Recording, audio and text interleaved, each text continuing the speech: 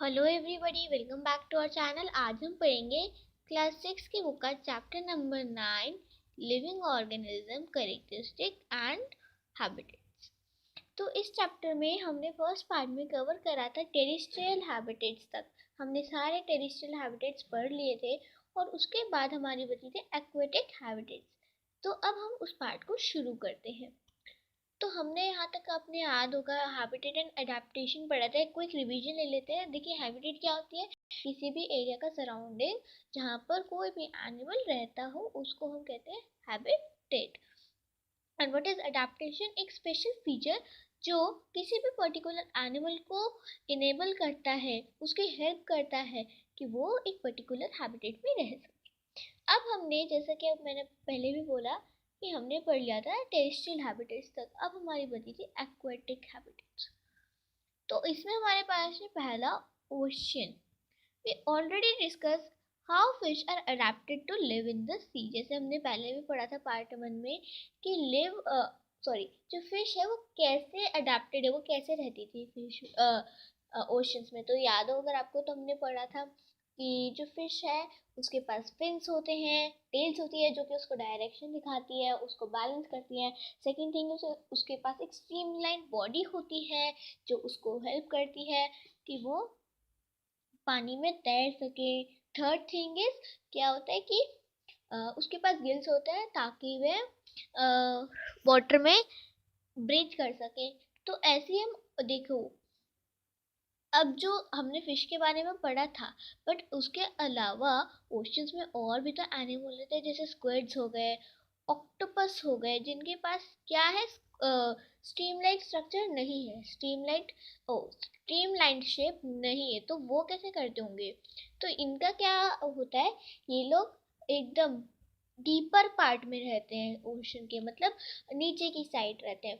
और जब भी कोई प्रे आता है तो क्या करते हैं, उसकी तरफ जाते हैं और उसको थोड़ा कैच कर लेते हैं।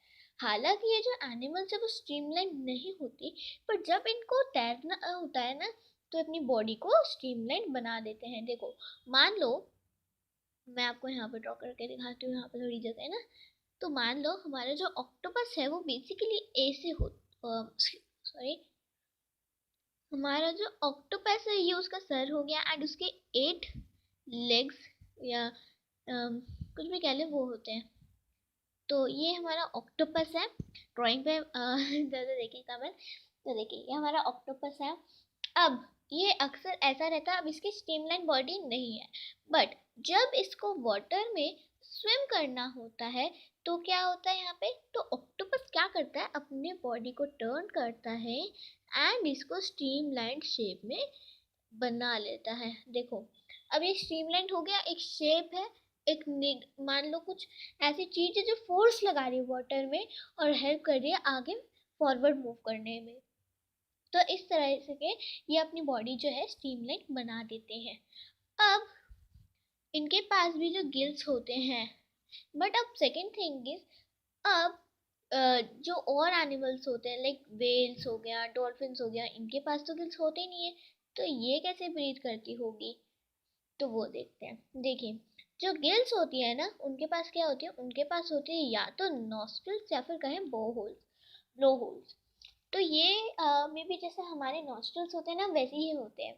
और हमारे तो जैसे फेस के बीच पार्ट में होते हैं, इनके अपर पार्ट में होते हैं, इनके हेड के ऊपर होते हैं, ताकि अच्छे से अगर हम ये थोड़े मतलब वाटर, मान लीजिए यहाँ पे आपका वाटर है एंड इस एरिया में वो है, तो इधर से उनको यहाँ से सांस आ जाए, क्योंकि ऊपर से ऊपर है उनकी नॉस्ट्रल्स। अब और भी क्या करते हैं, जब आपने अक्सर देखा होगा कि डॉल्फिन जो है ना, वो इंटरवल टू इंटरवल ऊपर आती रहती है ना। हमने अक्सर देखा है कि डॉल्फिन बाहर आती रहती है पानियों से। पानी से ऐसा क्यों होता है? डॉल्फिन के पास अब गिल्स नहीं होते, लंग्स होते हैं, एंड लंग्स जो है वो वाटर में ब्रीथ नहीं कर सकते। तो क्या होता है, डॉल्फिन जो है, यहाँ पे मान लो डॉल्फिन है, ये जाएगी बाहर एंड थोड़ी देर के लिए वो जितनी भी सांस ले सकती है, जितनी भी ऑक्सीजन इनहेल कर सकती है, वो कर लेती है एंड इधर आ जाती है वापस। अब ये चीज है ना, ये अब वाटर में लॉन्ग टाइम के लिए रह सकती है बिना ब्रेथ करे हुए। इसीलिए जो डॉल्फिन है वो बार बार छलांग मारते मारते ऊपर आती रहती है। अब जैसे मान लो ये डॉल्फिन मेरी यहाँ से यहाँ आई, थोड़ी देर उसने सांस ली थी, फिर थोड़ी देर बाद वो फिर से आई सांस लेने एंड फिर से वो यहाँ आ गई। तो ये उसका एक पूरा साइकिल चलता रहता है कि वो आएगी फिर वापस चली जाएगी, फिर थोड़ी देर वाटर में रहेगी एंड वो विदाउट ब्रेथ के तब तक रह सकती है। अब हम बात करते हैं एक हैबिटेट तो हमारी हो गई ओशन, दैट इज। अब हम बात करते हैं पॉन्ड्स एंड लेक्स की। अब में ऑब्वियसली बात है सारे में प्लांट्स तो ग्रो करते हैं, तो यहाँ पे प्लांट्स कैसे करते होंगे ग्रो? अब देखो पानी में है, हम पॉन्ड्स की बात कर रहे हैं तो पानी में अब जड़ें जो हैं वो पकड़ तो नहीं सकती ना पानी को।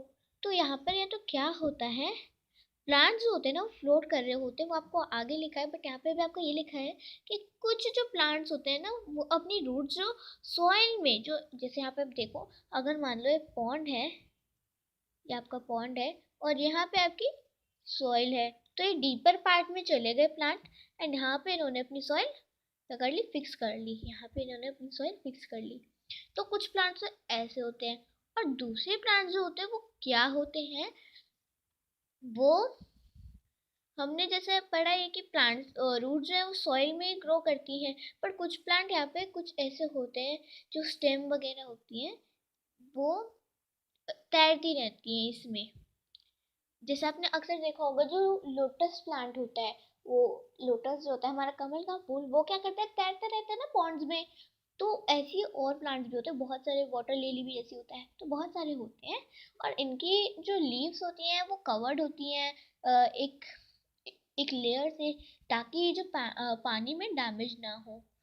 तो हर एक चीज़ की एक अडेप्टेशन होती है जो उसको इनेबल करती है कि वो पर्टिकुलर सराउंडिंग में रह सके। अब हम बात करते हैं एक फिश एनिमल की, दैट इज आर फ्रॉग। ठीक है, फ्रॉग जो है अक्सर तो वैसे पॉन्ड में ही रहता है, बट एक फ्रॉग जो है ना अक्सर तो वो पॉन्ड में रहता है, बट वो फ्रॉग दोनों जगह रह सकता है। फ्रॉग हमारा वो पानी के अंदर भी रह सकता है और पानी पर भी रह सकता है। इसके पास जो है एक बैक होता है स्ट्रॉन्ग, और sorry sorry strong back legs होते हैं, मतलब जो पीछे के पैर होते हैं, चार पैर होते हैं, उसमें से जो पीछे वाले पैर होते हैं वो फ्रॉग के बहुत ज़्यादा स्ट्रॉन्ग होते हैं, जो उसको छलांग मारने में और प्रे को कैच करने में बहुत मदद करते हैं। इनके वेब्ड फीट्स होते हैं। वेब्ड फीट्स मतलब देखो फीट्स, तो मान लो फॉर अ सेकेंड, या ये आपने देखा होगा, ये चार होंगे और ये पांच ऐसे होते हैं। ऐसे यहाँ पे ये उंगलियां होंगी। अब वेब्ड फीट्स क्या होती है, यहाँ ना एक कुछ स्किन सी मान लो या कुछ स्ट्रक्चर होता है लाइक दिस। अगर आपने कोई अच्छा सा डायग्राम होगा वो देखना वेब्ड फीट्स का, तो फ्रॉग की ना ऐसी फीट्स होती हैं और इस फीड से क्या होता है, वो उसको हेल्प करती है जब वो पानी में जाता है तो स्विम करने के लिए। अगर मान लो ये वेब्ड फीड जो है वो उसकी नहीं होती तो क्या होता, ये पानी यहाँ पे उंगलियों में पानी भर जाता है और उसको तैरने में इतनी मदद नहीं हो पाती। बट अगर अब इसकी वेब्ड फीड है तो यहाँ पे इसके पास एक फिन्स की तरह होगा जो उसको मदद करती है पानी में तैरने के लिए। Now let's move further. अब हमने तो अभी बहुत कॉमन से बात करी, कॉमन से एनिमल्स की बात करी जिनको हम जानते हैं, बट ऐसे बहुत सारे एनिमल्स होते हैं जिनके डिफरेंट डिफरेंट अडेप्टेशंस होती है। हमने तो अभी कुछ इतना पढ़ा नहीं इनके बारे में, बट बहुत सारे एनिमल्स होते हैं। अब हम बात करते हैं अपने अगले टॉपिक पे, that is characteristics of organism. देखो आप कैसे जानते हो कि कोई इंसान कोई चीज जो है वो ऑर्गेनिज्म है, कुछ तो कैरेक्टरिस्टिक्स होती होंगी। अब लाइक हमने जैसे ऊपर करा था, जैसे अब एग्जाम्पल थिंक करते हैं जो फॉरेस्ट के होते हैं। फॉरेस्ट में क्या होते हैं, ट्रीज होते हैं, क्रीपर्स होते हैं, स्मॉल सॉरी ट्रीज होते हैं हमारे, एनिमल्स होते हैं, बर्ड्स होती है, स्नेक होते हैं, इंसेक्ट्स होते हैं, रॉक्स होते हैं, soil, water, air, dry leaves, dead animals, mushroom, moss and may be only some of the object that are present in the forest. अब आप ये बताओ इनमें से लिविंग क्या क्या चीजें हैं? तो देखो हम जानते हैं कि ट्रीज लिविंग है, क्रीपर्स लिविंग है, और एनिमल्स लिविंग होते हैं, बर्ड्स लिविंग होती है, स्नेक्स, इंसेक्ट्स, ये सारी चीजें लिविंग है। बट में ये सारी चीजें जो है नॉन लिविंग है। अच्छा, हमने ये सारी जो चीजें बताई वो कैसे पता चला? ऑब्वियस सी बात है, इनकी कोई करेक्टरिस्टिक होती है, मतलब ऐसी कोई स्पेशलिटी जो हमें पता हो। तो देखो, अब आप क्या करो, एक नोटबुक लेके बैठो और इन एक चीज की लिस्ट बनाओ, ठीक है?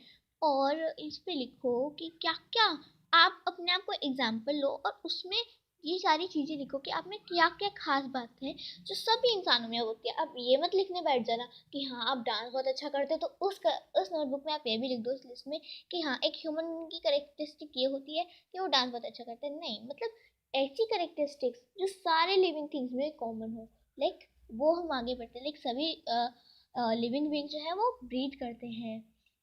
तो यहाँ पे इस टॉपिक में हमारे को कुछ करेक्टरिस्टिक के बारे में बताया गया है, हम उन्हीं को पढ़ते हैं। देखो, तो पहली करेक्टरिस्टिक, हमारी नंबर 1 करेक्टरिस्टिक ये है that all living organism need food. देखो, जो भी लिविंग ऑर्गेनिज्म है उसको फूड चाहिए ही चाहिए। हमने चैप्टर 1 और 4 में पढ़ा था कि जो लिविंग थिंग्स है उनको फूड चाहिए, और ऐसे एनिमल्स के साथ भी होता है। हमने ये भी पढ़ा था कि प्लांट जो है वो अपना फूड खुद बनाते हैं एक प्रोसेस की मदद से, जिसको हम कहते हैं फोटोसिंथेसिस। एनिमल जो है सब पे डिपेंड करते हैं प्लांट्स पे, और या फिर अदर एनिमल्स पे अपने फूड के लिए। और एनिमल्स के लिए कैसे? जैसे हमने देखा था ना कि कुछ एनिमल जो है हंट करके खाते हैं, मतलब और एनिमल्स को खाते हैं। तो वैसे ही या तो एनिमल्स प्लांट पे डिपेंड करते हैं या फिर और एनिमल्स पे। फूड जो है हमें एनर्जी देता है ग्रो करने की, और अपने लाइफ प्रोसेस को वर्क करने की, उनको करने की। तो फूड तो देखो, अगर आप लिविंग ऑर्गेनिज्म हो तो आप में एनर्जी ज़रूरी होनी चाहिए। एनर्जी और कहाँ से मिलती है? हमारे को मिलती है वो फूड से। अब हमारा सेकेंड कैरेक्टरिस्टिक है that all organism show growth. अगर कोई भी चीज लिविंग ऑर्गेनिज्म है वो ग्रोथ शो करेगी। अच्छा, यहाँ पे एक आपको एक अच्छा सा एग्जांपल दे रखा है। आपको क्या, जो आपका 4 साल पुराना कुर्ता है वो आएगा भी? नहीं आएगा, क्योंकि आपने ग्रो करा है। You have grown taller from these 4 years। क्यों? क्योंकि आप भी एक लिविंग थिंग्स हो। ऐसे ही अब आप कहोगे एनिमल्स भी, जो यंग वन एनिमल्स होते हैं वो भी ग्रो करते हैं अडल्ट में, है ना? अब आप ये कहोगे कि प्लांट्स तो ग्रो नहीं, प्लांट शायद नहीं ग्रो करते, बट यस प्लांट्स भी ग्रो करते हैं। अगर आपने देखा होगा अपने आसपास कोई छोटा सा प्लांट है, वो आप खुद ही देखो, आप एक छोटा सा प्लांट लगाओ, किसी दिन एक सीड लगाओ, उस सीड को आप रेगुलर वाटर करो तो वो ग्रो होता है। यानी इससे हमें ये पता चलता है कि जो सारे लिविंग ऑर्गेनिज्म है वो ग्रोथ शो करते हैं। ठीक है, अब आगे देखते हैं। सेकंड है, सॉरी थर्ड है हमारी, do all organism respire. Respire मतलब देखो, ब्रीथिंग, जो ब्रीथिंग होता है ना वो पार्ट होता है रेस्पिरेशन का। यहाँ पे लिखा है आपका रेस्पिरेशन क्या होता है, जो हम इसके बारे में आपको अगली क्लास में बहुत अच्छे से दे रखे हैं, बट अभी आपको हम थोड़ी सी इंट्रोडक्शन दे देती हूँ। रेस्पिरेशन एक प्रोसेस होता है जिसमें आप ब्रीथिंग ऑक्सीजन इनहेल करते हो एंड कार्बन डाइऑक्साइड एक्सहेल करते हो, मतलब कार्बन डाइऑक्साइड निकालते हो। इस बीच में आपकी बॉडी पे एक रिएक्शन होता है जिससे एनर्जी प्रोड्यूस होती है। अब देखो, जो जो जो भी हाँ, जो भी लिविंग ऑर्गेनिज्म होते हैं वो रेस्पिरेशन करते हैं, यानी रेस्पिरेशन करते हैं, यानी सांस लेते हैं और कार्बन डाइऑक्साइड बाहर निकालते हैं। हम जानते हैं कि एनिमल्स ब्रीथ करते हैं। लाइक आपने देखा होगा, अगर आपको ऐसा जानना है कि एनिमल्स क्या ब्रीथ करते हैं, तो कभी नोटिस करना, जब कोई लाइक काव हो गया, बफेलो हो गया, डॉग हो गया, इन एनिमल्स को जब वो खाली बैठे हो तो वो आप देखोगे कि वो लोग भी, उनके बॉडी में थोड़ा सा मूवमेंट हो रहा होगा। लाइक जब हम सांस लेते हैं तो हमारी बॉडी में भी हल्का सा लाइक मूवमेंट होता है ना, वैसी। तो देखना वो जो हल्की सी मीन्स लाइक धक धक वाला जो मूवमेंट है वो चल रहा होगा उनका, इसका मतलब वो भी रेस्पिरेशन, वो भी ब्रीथिंग कर रहे हैं। अब बात करते हैं हमने जैसे भी पढ़ा था कि फिश फिश जो है वो गिल से ऑक्सीजन लेती है जो वाटर में डिजॉल्व होती है। और अब बात करते हैं प्लांट्स की। क्या plants also respire? Do plants also respire? Exchange of gases in plants mainly takes place through the leaves। यानी जब हम सब जानते हैं, हमने फोटोसिंथेसिस के बारे में तो पता ही है, यानी जो एक्सचेंज होता है ना गैसेस का, वो लीव्स में होता है। और जो लीव्स में ना एक टाइनी पोर्स होते हैं, और उसको हम स्टोमेटा भी कहते हैं, जहाँ से जो ऑक्सीजन है वो आती भी है और जाती भी है। हमने ये पढ़ा था कि जब वो फोटोसिंथेसिस होता है तो large amount of oxygen release होती है, बट जो ट्रीज है ना, ओ सॉरी प्लांट्स है ना, वो भी रेस्पिरेशन कर रहे होते हैं उसी प्रोसेस में। बट अब आप कहोगे अगर सॉरी जो प्लांट्स है वो भी रेस्पिरेशन कर रहे होते हैं, तो ऐसे तो हमारी ऑक्सीजन कम हो जानी चाहिए, है ना, और कार्बन डाइऑक्साइड की मात्रा ज़्यादा हो जानी चाहिए। बट ऐसा नहीं है। जब प्लांट्स रेस्पिरेशन करते हैं और जो फोटोसिंथेसिस में वो ऑक्सीजन निकालते हैं, वो अमाउंट ज़्यादा होती है। अगर नहीं समझ आया तो देखो, मान लो ये वो ऑक्सीजन है जो प्लांट्स ने निकाली during the process of photosynthesis, और अब ये वो ऑक्सीजन है जो प्लांट्स ने इनटेक करी during the process of respiration. यानी कि आप देखो, there is a lot of difference in this oxygen and there is a lot of difference in this oxygen. ये अमाउंट में ज़्यादा होती है एंड ये अमाउंट में कम होती है, यानी प्लांट्स के पास रेस्पिरेशन के लिए बहुत थोड़ी सी ऑक्सीजन जाती है और इससे ज़्यादा वो ऑक्सीजन निकाल देते हैं during the process of photosynthesis. अब बात करते हैं, do all organism respond to the stimuli? Stimuli क्या है? देखो, जब भी अब एक एग्जांपल लेते हैं, जब भी आप किसी कांटे पे लग जाते हो, कांटे पे पैर आ जाता है आपको, तो आप चिल्लाते हो और फटाफट से हट जाते हो। एक और एग्जांपल से बताती हूँ, जब आपका कहीं भी एक हॉट यूटेंसिल, किसी भी गर्म बर्तन पे हाथ लग जाता है, तो आप अचानक से क्या करते हो, अपना हाथ हटा लेते हो। तो ये क्या है? This is the stimuli. मतलब आप उन पे रिस्पॉन्ड करते हो, कोई भी आपके साथ हरकत हो रही है, आप उस पर रिस्पॉन्ड करते हो, अपने आप को बचाते हो। तो ये होता है स्टिमुली। अब देखो, एनिमल्स का अगर आपने देखा होगा, कभी आपने ऑब्जर्व करा है, जब भी हम किसी कैट के पास या किसी डॉग के पास फूड लेके जाते हैं, तो वो भी स्टिमुली करते हैं, दे रिस्पॉन्ड टू स्टिमुली। कैसे? वो फटाफट उस पर देख रहे होते हैं और आ जाते हैं पास उसको खाने। ये क्या है? किसी हरकत पे रिस्पॉन्ड करा, and this is the stimuli. अब हम बात करेंगे प्लांट्स की। आप तो कहोगे प्लांट्स तो कोई रिस्पॉन्ड करते ही नहीं है, प्लांट्स तो कुछ कहते ही नहीं है। तो अगर आपने देखा होगा, plants also respond to stimuli. Sunflower के बारे में तो सब जानते हैं। सनफ्लावर क्या होता है? सूरज की तरफ मुड़ जाता है जब सनराइज होता है। तो ये क्या हुआ? ये भी तो एक स्टिमुली हुआ। ये भी तो किसी एक्शन पे रिएक्शन, किसी भी एक हरकत हुई और उस पर प्लांट्स ने रिस्पॉन्ड करा। अब एक और एग्जांपल है, एक ना प्लांट होता है, some plants like mimosa commonly known as touch me not. और जैसे छुई में प्लांट जो होता है, इंग्लिश में उसको टच मी नॉट कहते हैं और हिंदी में उसको टच छुई में कहते हैं, और उसको मिमोसा साइंस की लैंग्वेज में कहते हैं, मिमोसा प्लांट कहते हैं। अगर आप इस प्लांट को टच करते हो, इसकी लीव्स को, तो वो क्या होती है? फोल्ड हो जाती हैं, और इसलिए उसको हम लोग टच नहीं करते, एंड इसी के लिए नाम उसका है टच मी नॉट, यानी मेरे को मत छुओ। तो ये क्या हुआ? ये भी एक स्टिमुली हुआ, यानी प्लांट्स भी एक लिविंग ऑर्गेनिज्म है, वो स्टिमुली पे रिस्पॉन्ड करते हैं। तो ये भी एक कैरेक्टरिस्टिक है जो कि हर एक लिविंग ऑर्गेनिज्म में होनी चाहिए, तभी वो लिविंग ऑर्गेनिज्म माने जाएंगे। अब लिविंग ऑर्गेनिज्म एंड एक्सक्रीशन। देखो, सभी लिविंग ऑर्गेनिज्म एक्सक्रीट करते हैं। एक्सक्रीट मतलब the process of getting rid of the organism waste by the organism is known as excretion। यानी जो एक प्रोसेस होता है जिसमें हम अपने शरीर में जो वेस्ट है उसको बाहर निकालते हैं, उसको हम एक्सक्रीशन कहते हैं। अब सारे जो लिविंग ऑर्गेनिज्म है वो एक्सक्रीशन करते हैं। देखो, जैसे हर एक ऑर्गेनिज्म को फूड चाहिए। अब उस फूड में से जरूरी नहीं है हर एक चीज ही न्यूट्रिएंट हो। वो चीज जो होती है वो वेस्ट प्रोडक्ट भी होती है, जो हमारी बॉडी के लिए नहीं होती, जिनमें न्यूट्रिएंट्स नहीं होती। तो वो क्या होते हैं? वो हमारे वो एक वेस्ट होती है, तो वो एक्सक्रीशन एक्स वो बाहर निकल जाती है हमारी बॉडी से, और दिस इज कॉल्ड एक्सक्रीशन। अब प्लांट जो है वो भी also this plants also excrete. तो आंसर इज यस। देखो, उनका जो मैकेनिज्म होता है वो ऐसा सिंपल नहीं होता। जैसे हम लोग तो सिंपल होता है, हमारा वेस्ट सीधा निकल जाता है, बट प्लांट्स जो है उनका उनका कुछ सिक्रीशन होता है।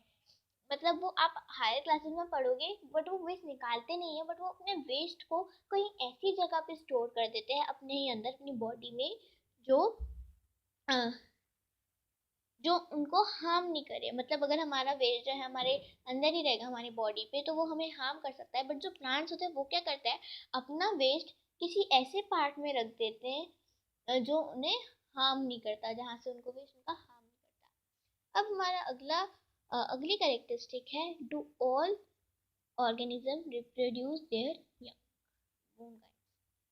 देखो, have you ever seen nest of some birds like pigeon? Many birds lay their eggs in the nest. Some eggs hatch and your young birds came out of them. अगर आपने कभी नोटिस करा हो तो किसी भी नेस्ट को वहाँ पे उसके एग्स रखे होते हैं, और एग्स में से बर्ड्स, छोटे छोटे बर्ड्स आ जाते हैं।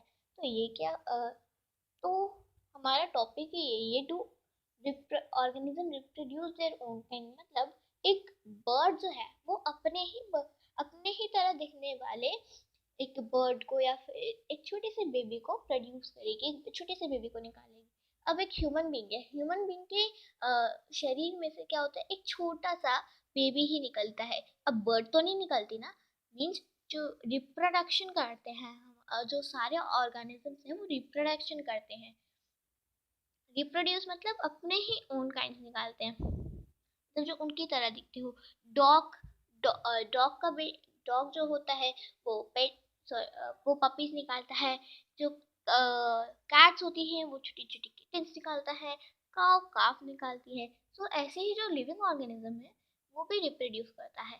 प्लांट में भी रिप्रोडक्शन होती है, प्लांट्स में जर्मिनेशन के थ्रू, पॉलिनेशन के थ्रू रिप्रोडक्शन, बहुत सारे टाइप्स होते हैं रिप्रोडक्शन के भी प्लांट्स में, वो भी होते हैं। एनिमल्स में भी ऐसे होता है, एनिमल्स में भी कोई एग दे के कोई सीधा यंग वंस को बर्थ करता है।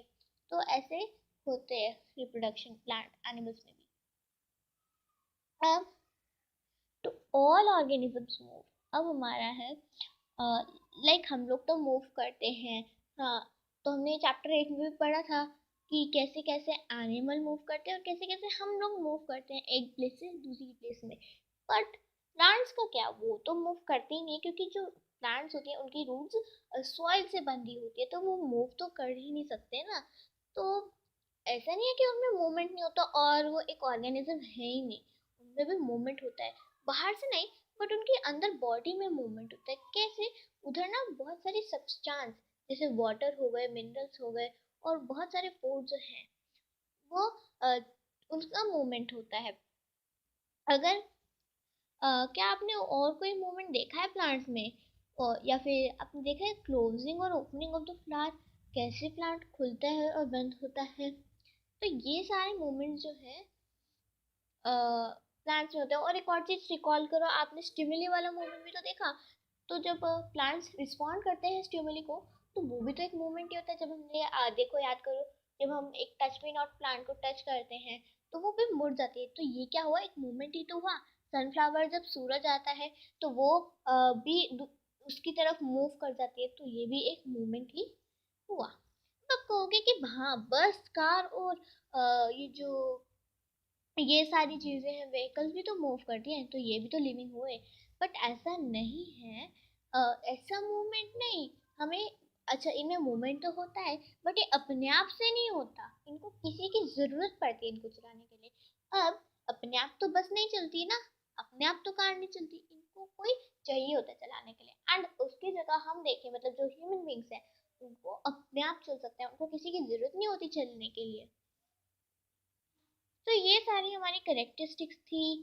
अब एक क्वेश्चन है, what then life is life, life आखिर क्या है।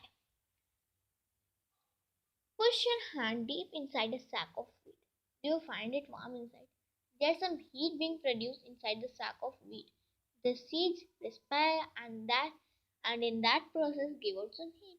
तो क्या हुआ अगर आप एक वीट की सैक मतलब वीट की बोरी पर हाथ डालते हो उसके अंदर, तो आपको थोड़ी हीट सी महसूस होगी। ऐसा क्यों? क्योंकि जो वीट सीड्स हैं उन्होंने रेस्पिरेशन करा और हीट प्रोड्यूस हो गई। we see the respiration we see the respiration in a process that take place in the seed, even when some of other life processes may not very active। हमने इधर इस wheat seed में respiration तो देखी, but और life processes जैसे movement ये सब इतने एक्टिव नहीं है। अब ये इतना इजी भी नहीं है कि हम इस सारे क्वेश्चंस को आंसर कर पाए। और सबसे बड़ा क्वेश्चन तो यही है कि लाइफ आखिर क्या है। However, looking at all the diversity of living beings around us, we can conclude that life is a beautiful।